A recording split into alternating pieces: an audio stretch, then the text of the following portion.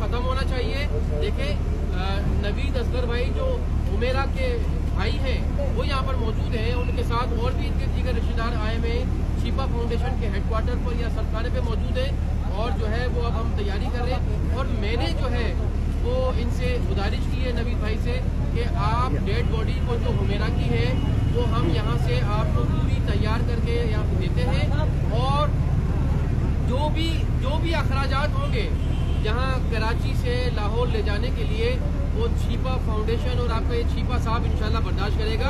और नहीं और दूसरा मैंने इनसे गुजारिश की है कि मेरा जो है वो शिफा साहब की बेटी है, तो मैं एक बड़े की हैसियत से जो है वो नवीद भाई ये बेचारे ज़ाहिर है इस वक्त गम में है, तकलीफ में है, दुख में, ये खुद भी इनकी पूरी फैमिली भी, तो मैं अस्सलाम वालेकुम दोस्तों, की हाल है? उम्मीद है सारे भरा ठीक ठाक खुशबाश फिटफाट होने ते तुसी वीडियो तो वेख ली होनी लगी।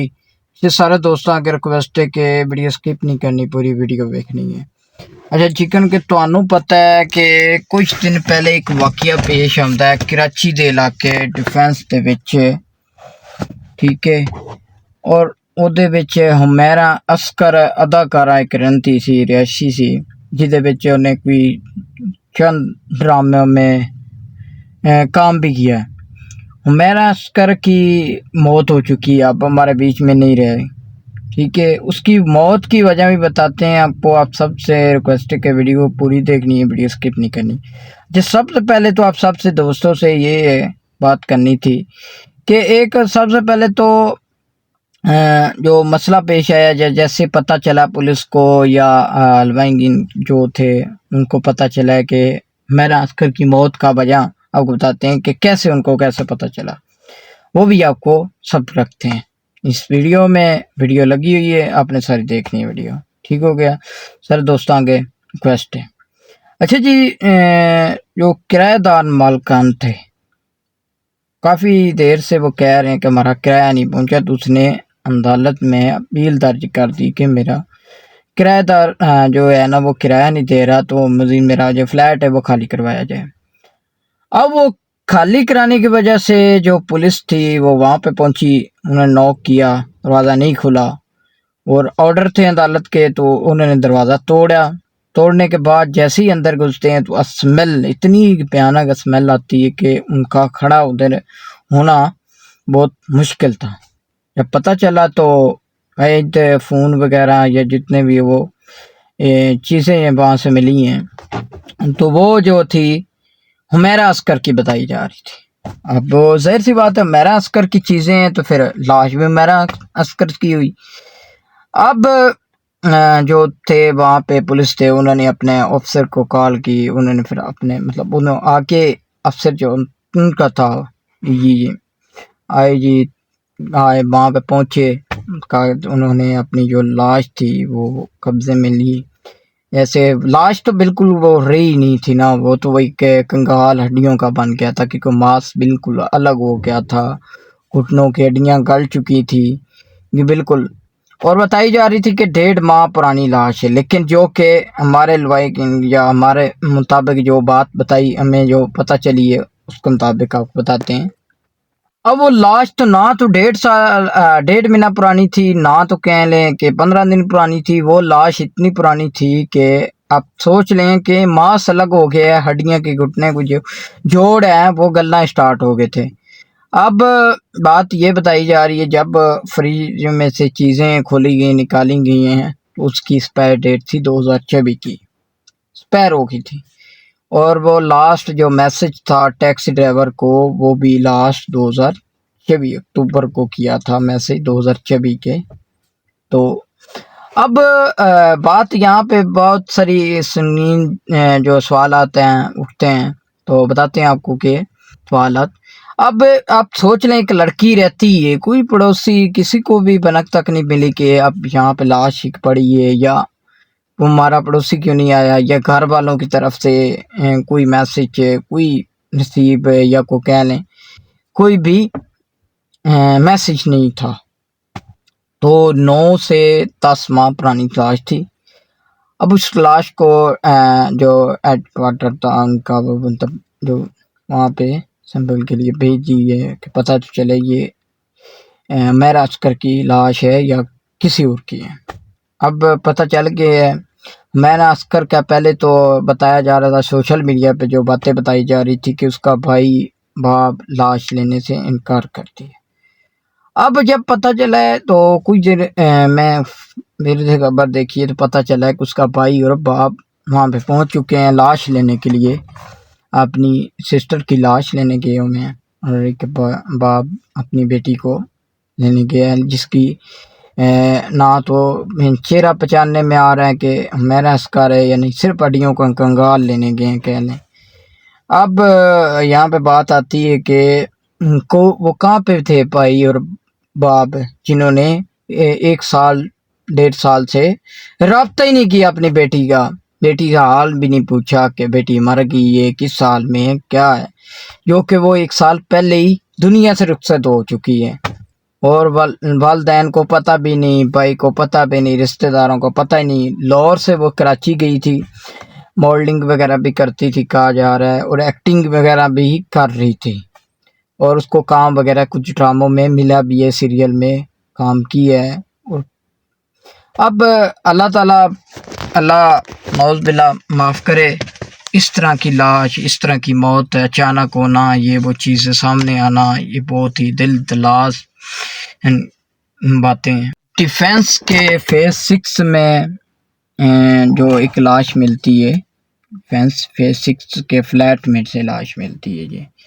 اور برآمد ہوتی ہے مہر عسکر کی، جو کہ ابھی اس کی تحقیقات ہے، قانونی طریقے سے تحقیقات جاری ہے، اور جو اس کے لیے سوال ہے، یہ بتایا جا رہا ہے کہ اب وہ کنڈیشن تو نہیں رہی کہ کسی نے مارا ہے یا نہیں، کیونکہ وہ کنڈیشن ہی نہیں ہے نا باڈی کی، کہہ لیں کہ ہڈیوں کا کنگال ہے تو اس سے کیسے پتہ چلے گا کہ کسی نے اس کو مارا ہے یا کیا ہے۔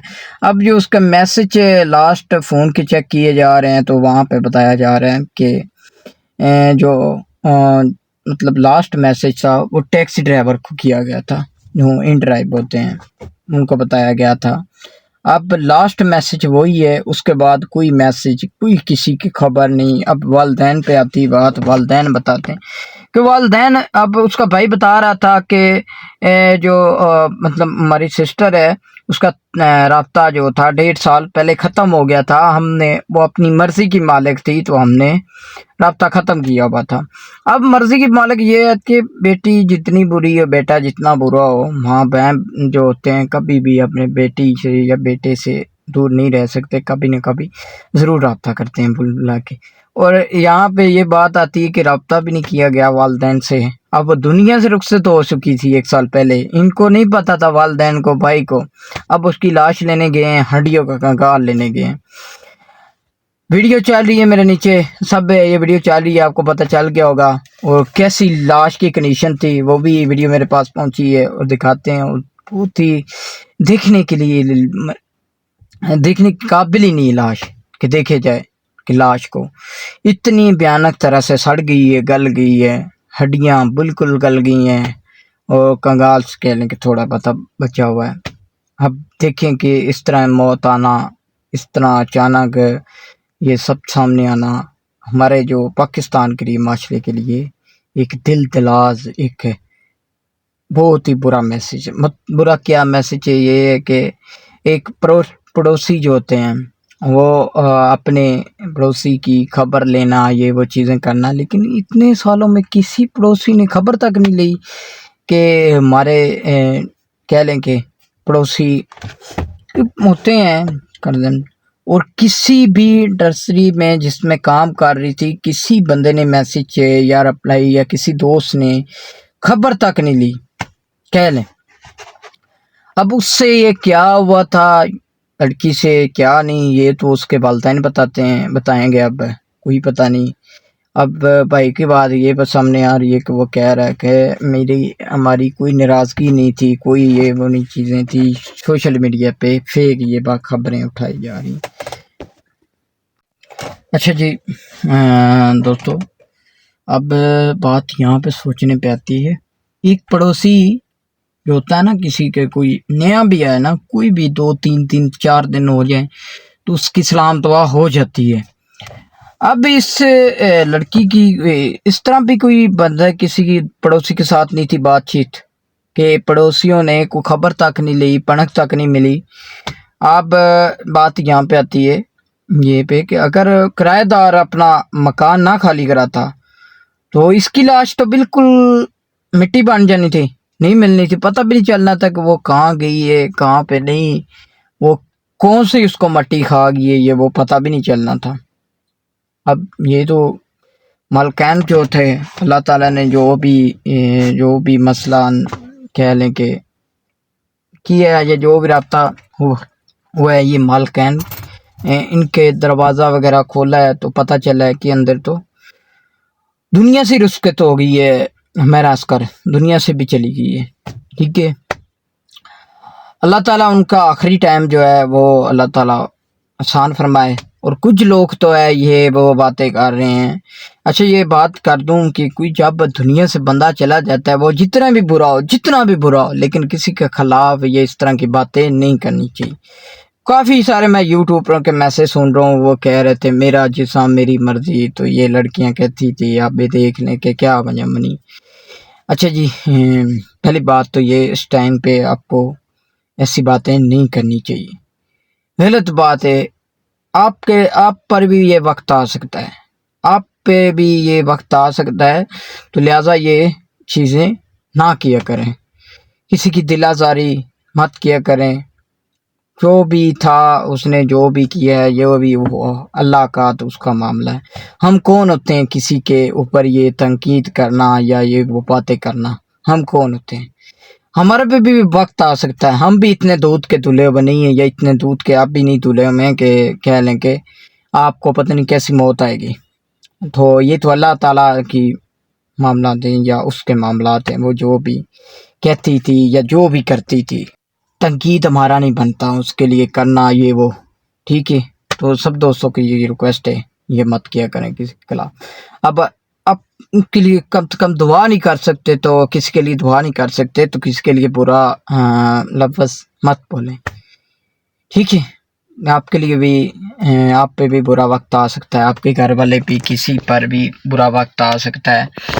ٹھیک ہے، لہٰذا یہ کافی دل دلاز خبریں ہیں، یہ کافی گردش کر رہی ہیں خبریں، کافی یوٹیوبر نے یہ ویڈیوز بنائی ہیں، کافی اس طرح الفاظ بولے ہیں بے تکئی. تو میری تو سب سے گزارش ہے کہ اس طرح کسی کا دل آزاری نہ کیا کرے. کسی کے رشتہ دار دنیا سے ٹر گیا ہے، دنیا سے رخصت ہو گیا، اس کے خلاف کوئی بھی بندہ نہ کیا کرے یار اس طرح. باقی لو جی دوستو، جنہیں بھی لگوائے یا کوئی بھی شکایت یا کوئی بھی کوئی ثبوت آئے تو آپ کے لیے ضرور آپ کا بھائی شیئر کرے گا آپ کے ساتھ.